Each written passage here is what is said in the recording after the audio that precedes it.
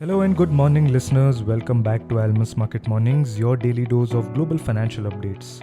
I'm your host, Swaraj Rajagopal, and we have got you covered on everything from currency shifts to pivotal central bank decisions and important speeches. Plus, you'll gain expert analysis on macroeconomic data that's shaping the market narrative right now. Join us for this episode and navigate the markets with confidence. With the Federal Reserve's upcoming interest rate decision and focus, markets are gradually shifting their attention back to monetary policy. While the Fed is widely expected to hold rates steady this meeting, all eyes will be on the Fed Chair Powell's tone and commentary, particularly on the future trajectory of rate cuts. Investors are eager to understand Powell's perspective on the policy outlook and whether there's room for further easing in the months ahead. Good morning, JK. As we approach the FOMC meeting, bond yields have cooled slightly. How are you interpreting the market's positioning ahead of this key event? Yeah, good morning, Swaraj. The bond yields are not really moving due to any expectations from Fed meeting because there are so many other moving parts. But yes, if the meeting is definitely is destined to end without any change, and recent data appears to have demonstrated that they can be quite patient. They would not be inclined to move when the new administration's policies are still unknown in the sense what shape it will take eventually. Powell is very likely to emphasize his Fed's arguments for waiting and seeing, and mostly this meeting is very likely to be unexciting, unless, of course, if Fed is privy to some indications on inflation number moving big either way when it comes on 31st of this month. Basically, market is not really counting much volatility based on the Fed meeting. Of course, we did have some, market moving news yesterday. On the economic front, durable goods orders fell 2.2%. This is the fourth decline in 5 months. Ex-transport was slightly positive, but it was less than expected. Consumer confidence also fell from 104.7 to 104.1. And most importantly, the expectation index was at 83.9, and a move below 80 usually indicates a recession ahead. Consumers are less optimistic about future business conditions, and to some extent on the income as well. A return of pessimism about future employment prospects seen in December was also seen in January. There have been more tariff-related news that kept the market players on the edge. After Treasury Secretary's comment about imposing tariffs in small doses regularly, Trump made comments about copper and aluminum imports by the US, as well as computer chips, pharmaceuticals, and steel being subject to tariff. He still plans to make good his promise on issues of tariffs on Canada and Mexico on Saturday, as per the White House spokesperson. All this kept the dollar on the bid side. Also, the impact of news of new AI development in China started to wear off yesterday, and we saw the stock market recover.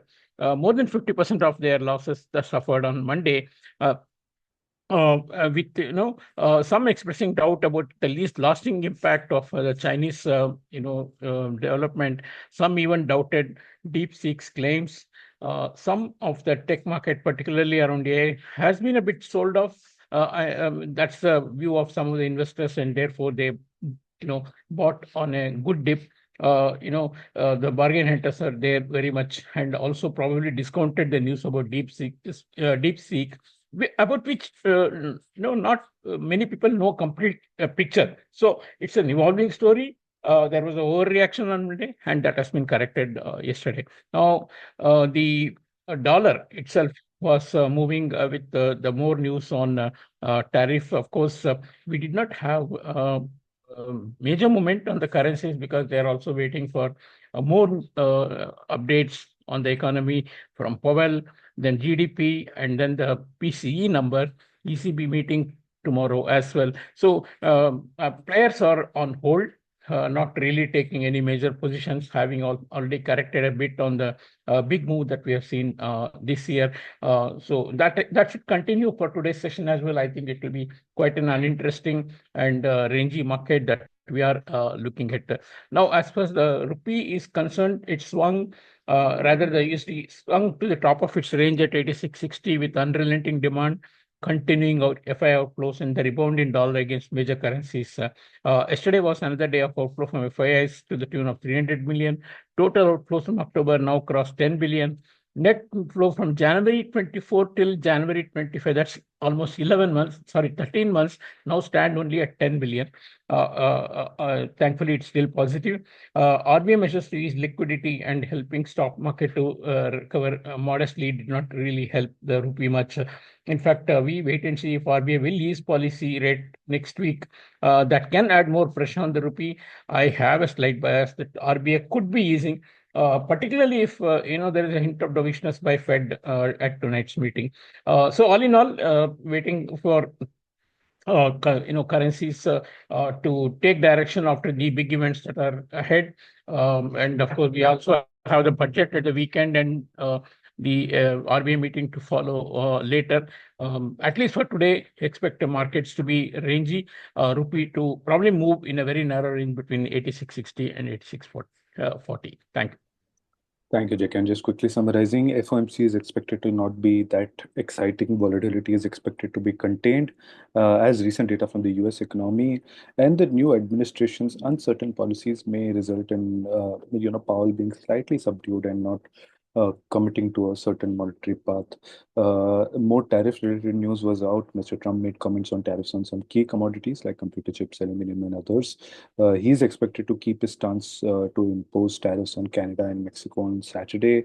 The Deepseek saga cooled off and some tech stocks recovered. Investors now, of course, are on hold ahead of the key events tomorrow because we have the FOMC and also the ECB rate decision. Rangy markets expected today as well. For Rupee, Rupee also fell to its range lows, which is 86.60.